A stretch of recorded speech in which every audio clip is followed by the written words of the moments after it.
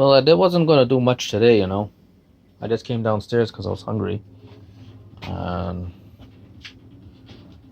I was gonna cook something. Well, I had lamb thawing, so I just washed it and salted it, so I have it brining there, and then I'm gonna cook it in a minute.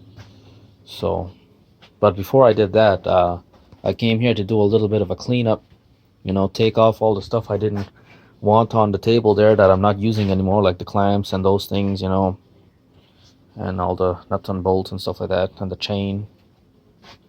Then I said to myself, let me just put everything on the table that I need to paint. So I removed the tensioners, and this is pretty much everything here that I'm going to have to paint along with this. So I thought to myself, you know, that's what's really holding me back right now, is the fact that these things are not painted. So I said, I'll clean the table, and then I'll put everything that I need to paint on the table right now, and I'm going to get that over with. So I started cleaning this. And while I was cleaning it, I realized that you can unscrew the nameplate.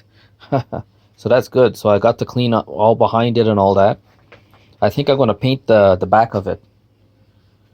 And then I had to clean up the shaft here where I damaged it. And then after that, I decided that I'm going to open it up there. I'm going to check the oil level in there like that. And then I'm going to inspect the gasket. Now, I don't need to change the gasket.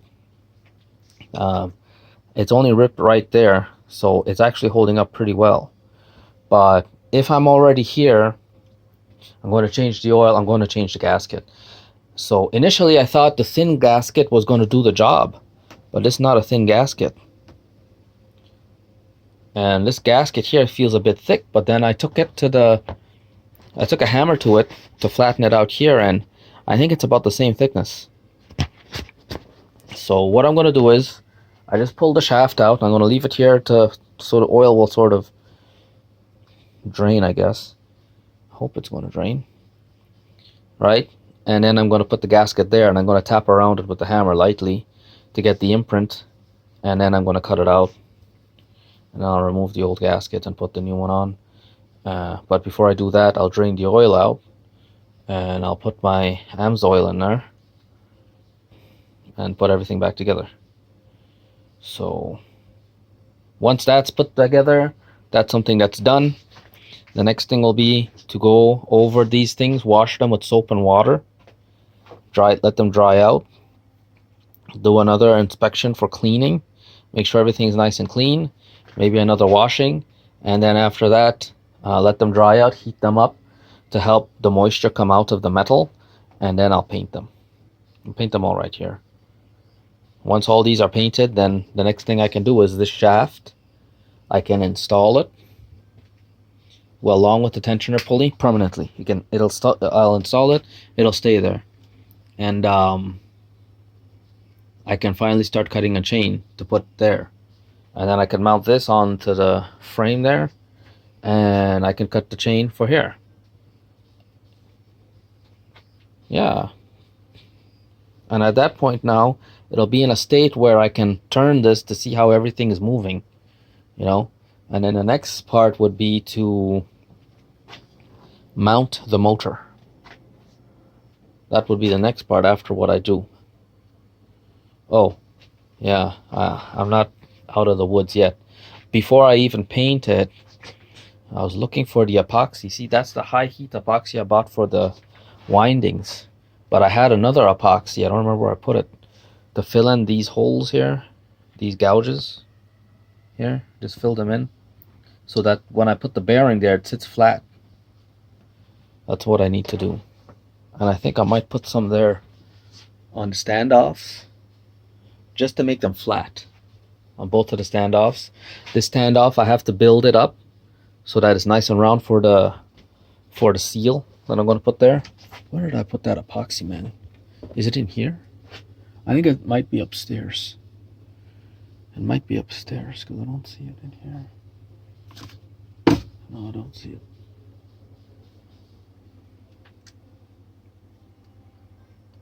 I'll go upstairs. Yeah. And I went to IGA. Well, I thought I was in IGA, but when I looked around, it felt like I was in like the Great African Congo or something. But anyway, I was looking at the chicken there, and I'm thinking, you know what? I think it's time I start making soup. You know, since work is getting slower and slower, um, I'll just start making soup, make a pot of soup, and try to save my money. You know, try to stretch my money, not save it, stretch it.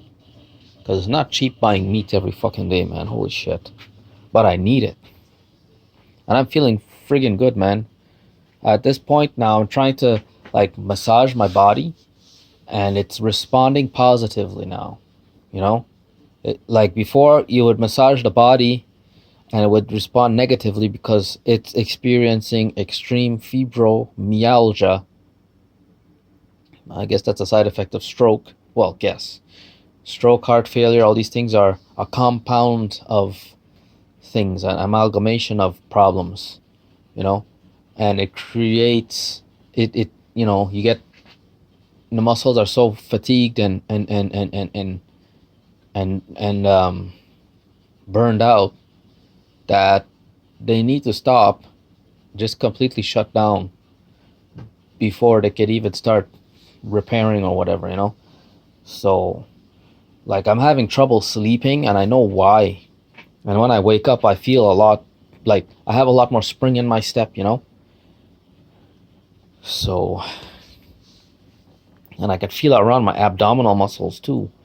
You know, they're not so much in pain. I could actually move them a bit now. You know, and I can feel the skin tightening up around them, you know? It feels more like fat now instead of water. Because before it would be bloated with water and you'd press it and it would be firm, you know? But it feels tight, but it feels gooey kind of because of fat. Fat is not like water, you know? But I'm telling you, it's a world of fucking pain, man. Holy shit. You know, it's a world of pain. And last night I was checking to see how much money I have. Because I don't know if those guys at Rulemont Bearing ordered the carriage bolts for me. If that's $460 there, and I checked on Amazon, I just need 100. Well, the prices are still fluctuating on the fucking thing. It went up from 190 to 193 now.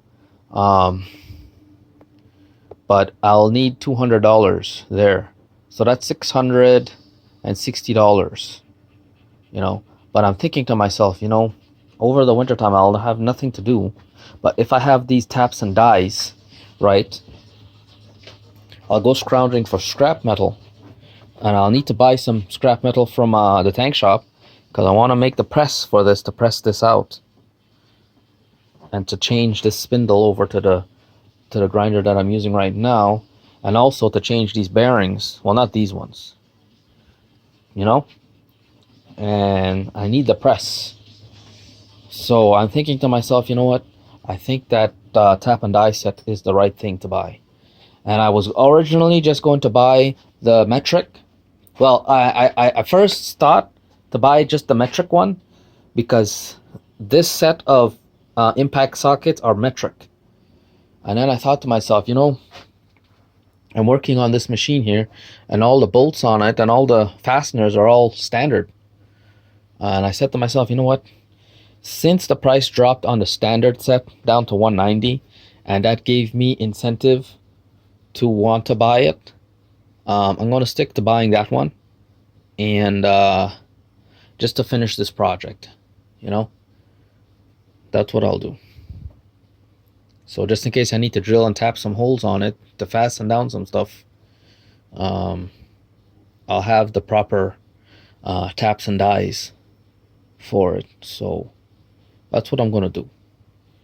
And the seals for this still has not shipped, but that's not a big problem.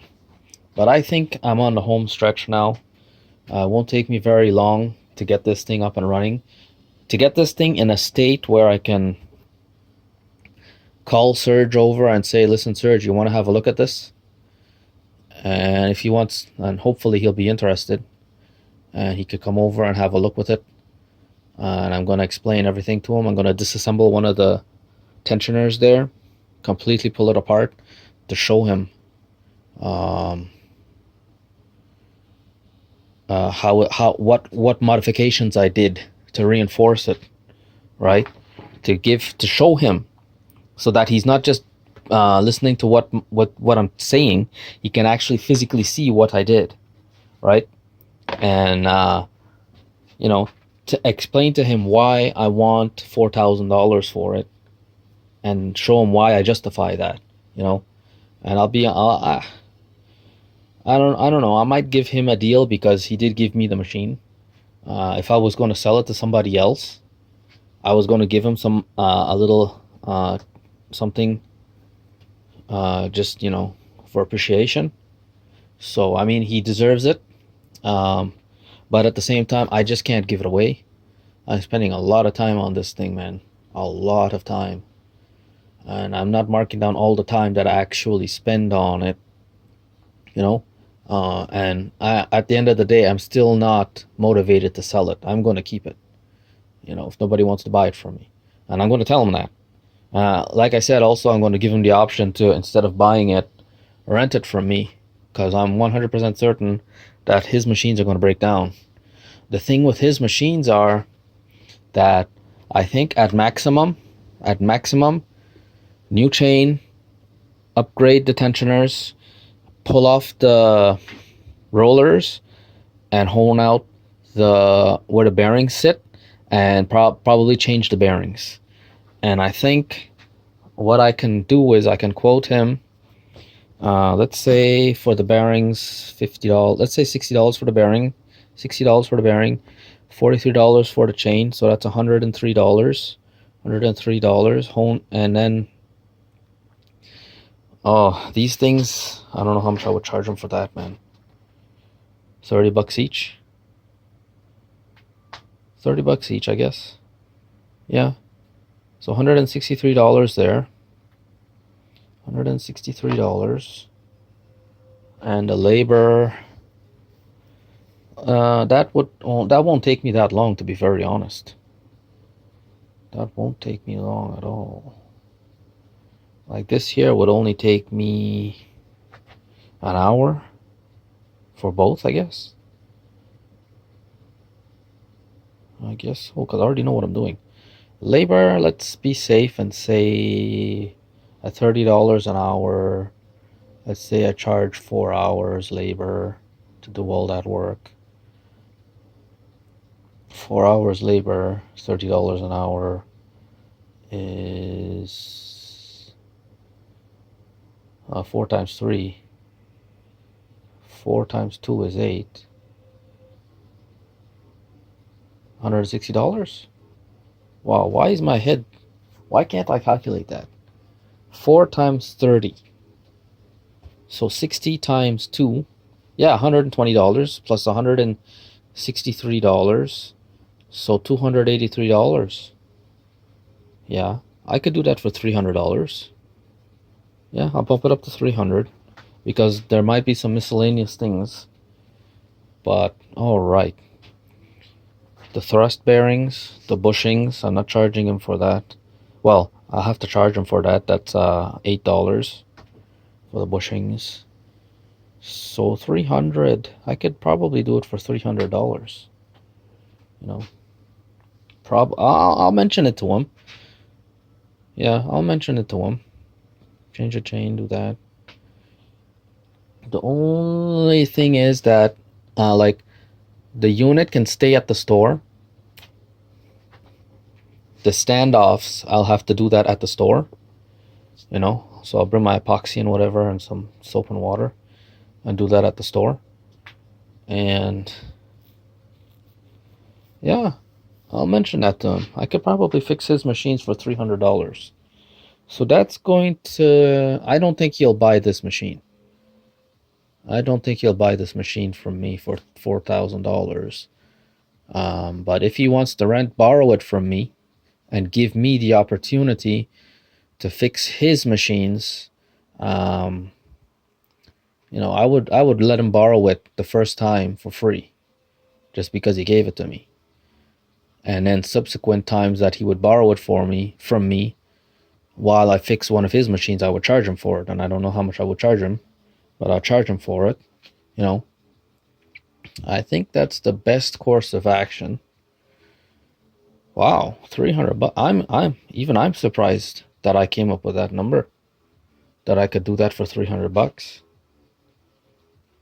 Huh.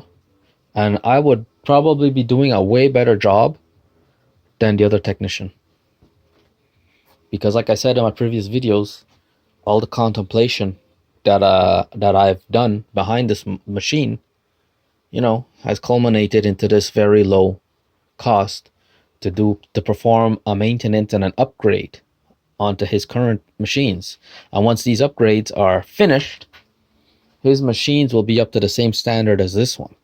The bearings will be spinning freely, it'll be less force on the motor, and the pivots will be reinforced and strengthened and smooth, and a brand new chain. Yeah, I think so. I think that's what I'll do. Maybe, hopefully, I'm hoping. Nah, I don't want to put myself on a schedule to stick to, because like I said, because of the heart failure and the stroke and the hypoxia, when I try to put myself on a schedule, I become extremely angry and frustrated because I can't keep to it. I feel betrayed, because all I could have done was just work, save up my money, and come back here. But my parents, every time I tried to apply myself to this schedule, my parents were always in the way, frustrating me. And right now I'm suffering from this frustration. If I try to set my goals and achieve them, I feel so frustrated and angry. I can't do it. I just can't do it. Huh.